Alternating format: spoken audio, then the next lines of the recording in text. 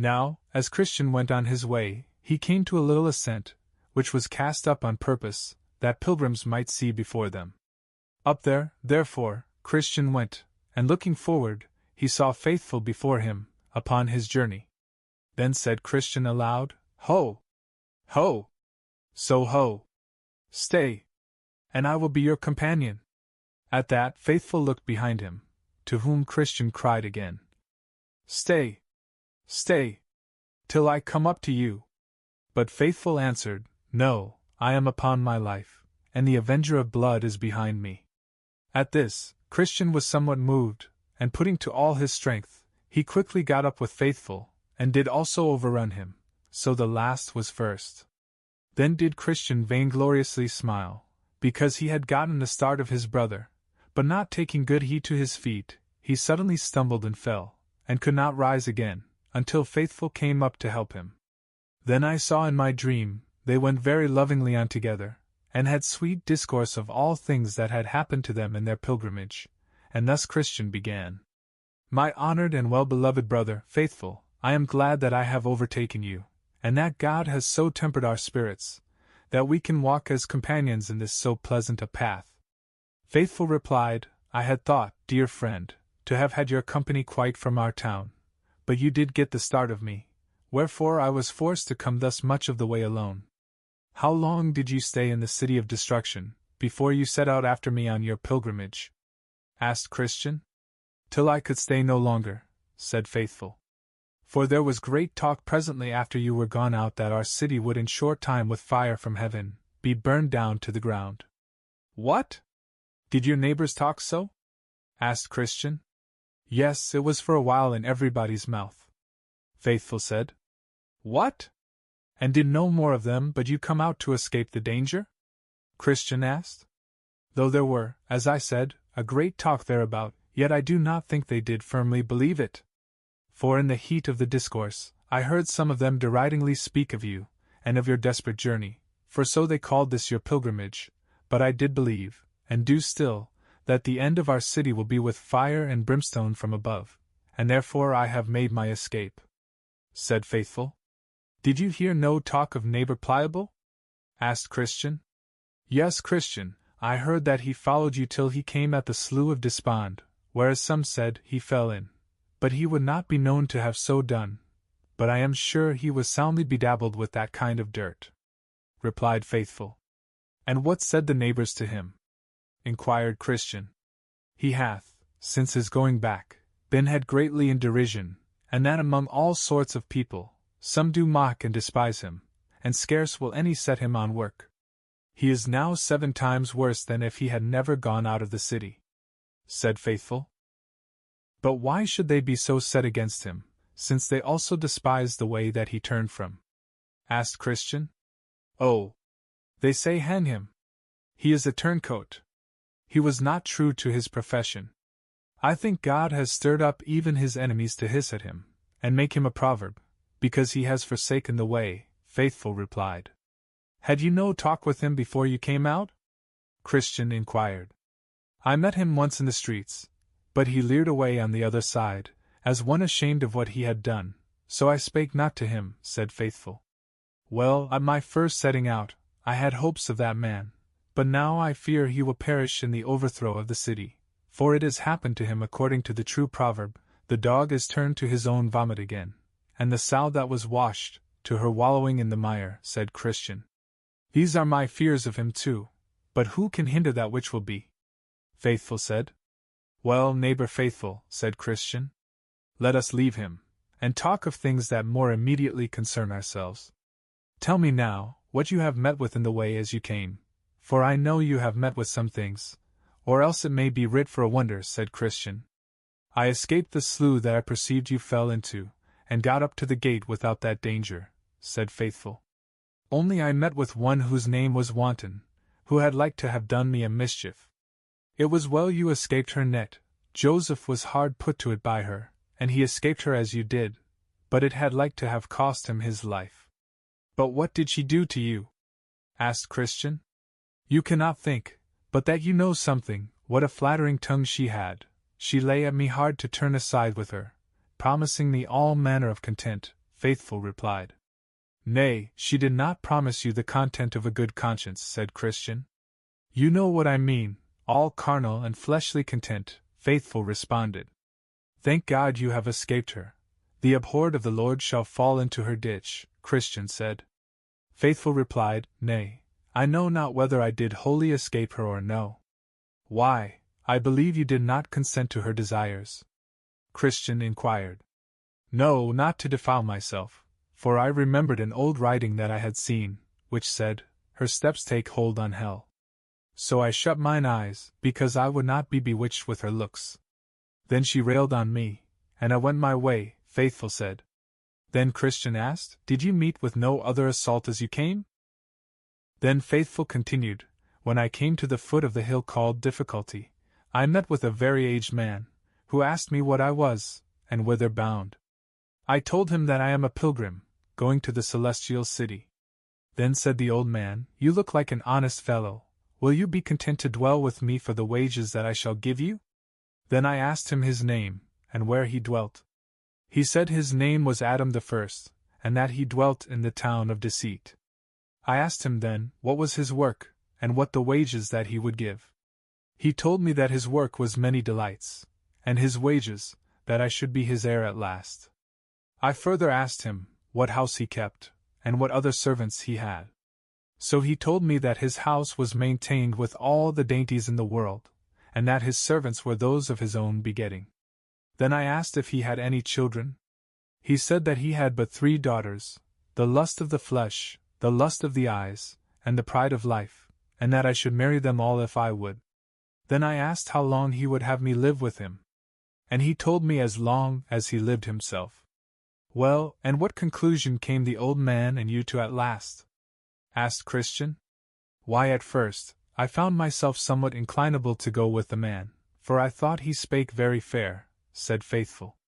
But looking in his forehead, as I talked with him, I saw there written, Put off the old man with his deeds. And how then? Said Christian. Then it came burning hot into my mind, whatever he said, and however he flattered, when he got me home to his house, he would sell me for a slave, said Faithful. So I bid him forbear to talk, for I would not come near the door of his house. Then he reviled me, and told me that he would send such a one after me, that should make my way bitter to my soul. So I turned to go away from him. But just as I turned myself to go thence, I felt him take hold of my flesh, and give me such a deadly twitch back, that I thought he had pulled part of me after himself. This made me cry, O wretched man! So I went on my way up the hill. Now when I had got about halfway up, Faithful continued, I looked behind, and saw one coming after me, swift as the wind, so he overtook me just about the place where the settle stands. Just there, said Christian, did I sit down to rest me, but being overcome with sleep, I there lost this roll out of my bosom. But good brother, hear me out, said Faithful. So soon as the man overtook me, he was but a word and a blow, for down he knocked me, and laid me for dead. But when I was a little come to myself again, I asked him why he served me so. He said, because of my secret inclining to Adam the First, and with that he struck me another deadly blow on the breast, and beat me down backward, so I lay at his foot as dead as before. So, when I came to myself again, I begged for mercy, but he said, I know not how to show mercy, and with that knocked me down again. He had doubtless made an end of me, but that one came by, and bid him stop. Christian asked, Who was that bid him stop? I did not know him at first, but as he went by, I perceived the holes in his hands and in his side, then I concluded that he was our Lord, replied Faithful. So I went up the hill. That man that overtook you was Moses, said Christian. He spareth none, either knoweth he how to show mercy to those that transgress his law. I know it very well. It was not the first time that he has met with me, said Faithful. It was he that came to me when I dwelt securely at home, and that told me he would burn my house over my head, if I stayed there. But did you not see the house that stood there on the top of the hill, on the side of which Moses met you? Asked Christian. Yes, and the lions too, before I came at it, but for the lions I think they were asleep, for it was about noon, and because I had so much of the day before me, I passed by the porter, and came down the hill, said Faithful. Christian said, he told me indeed that he saw you go by. But I wish you had called at the house, for they would have showed you so many rarities, that you would scarce have forgot them to the day of your death. But pray tell me, did you meet nobody in the Valley of Humility? Yes, said Faithful. I met with one discontent, who would willingly have persuaded me to go back again with him. His reason was for that the valley was altogether without honor. He told me, moreover, that there to go was the way to disobey all my friends, as pride, arrogancy, self-conceit, worldly glory, with others, who he knew, as he said, would be very much offended, if I made such a fool of myself as to wade through this valley. Well, and how did you answer him? Asked Christian. I told him that although all these that he named might claim kindred of me, and that rightly, for indeed they were my relations according to the flesh, yet since I became a pilgrim, they have disowned me, as I also have rejected them, and therefore they were to me now no more than if they had never been of my lineage, replied Faithful. I told him, moreover, that as to this valley he had quite misrepresented the thing, for before honor is humility, and a haughty spirit before a fall. Therefore, said I had rather go through this valley to the honor that was so accounted by the wisest, than choose that which he esteemed most worthy our affections. Met you with nothing else in that valley? Christian asked. Yes, I met with Shame, said Faithful. But of all the men that I met with in my pilgrimage, he, I think, bears the wrong name. The others would have said nay after a little argumentation, and somewhat else. But this bold-faced Shame would never have done. Christian asked, Why, what did he say to you? Faithful replied, What? Why, he objected against religion itself. He said it was a pitiful, low, sneaking business for a man to mind religion. He said that a tender conscience was an unmanly thing, and that for a man to watch over his words and ways, so as to tie up himself from that hectoring liberty, that the brave spirits of the times accustom themselves unto, would make him the ridicule of the times. He objected also, that but few of the mighty, rich, or wise, were ever of my opinion, nor any of them either, before they were persuaded to be fools, and to be of a voluntary fondness, to venture the loss of all, for nobody knows what. He moreover objected the base and low estate and condition of those that were chiefly the pilgrims, of the times in which they lived, also their ignorance, and want of understanding in all natural science.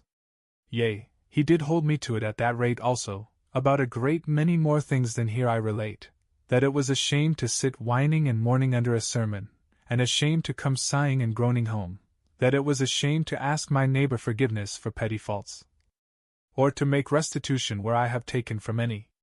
He said also, that religion made a man grow strange to the great, because of a few vices, which he called by finer names, and made him own and respect the base, because of the same religious fraternity. And is not this, said he, a shame? And what did you say to him? Asked Christian. Say. I could not tell what to say at the first, said Faithful. Yea, he put me so to it, that my blood came up in my face, even this shame fetched it up, and had almost beat me quite off. But at last, I began to consider that that which is highly esteemed among men, is had in abomination with God. And I thought again, this shame tells me what men are, but it tells me nothing what God, or the Word of God is.